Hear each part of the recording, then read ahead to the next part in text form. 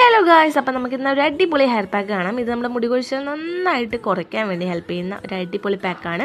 അതിനുവേണ്ടി കുറച്ച് തൈരും ഒരു ഉള്ളിയും കുറച്ച് കറിവേപ്പിലയും ഞാൻ എടുത്തിട്ടുണ്ട് കേട്ടോ, ഒരു 5-6 തണ്ട്.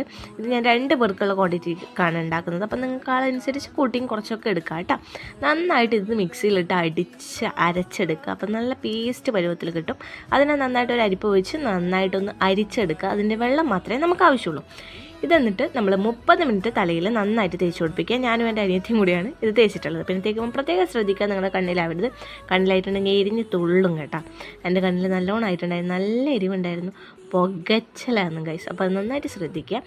ഇത് നമുക്ക് ആഴ്ചയിലൊരു 3 അല്ലെങ്കിൽ 2 പ്രാവശ്യമൊക്കെ നമുക്ക് 2-3 പ്രാവശ്യമൊക്കെ നമുക്ക് ട്രൈ ചെയ്ത് നോക്കാം. നല്ല അടിപൊളി സാധനമാണ്. നന്നായിട്ട് ഹെയർ ഫോളിനെ കൺട്രോൾ ചെയ്യാൻ വേണ്ടി സഹായിക്കുന്ന ഒരു അടിപൊളി പാക്കാണ്. പെട്ടെന്ന് തന്നെ നമുക്ക് ഉണ്ടാക്കാനും പറ്റുന്നതാണ്.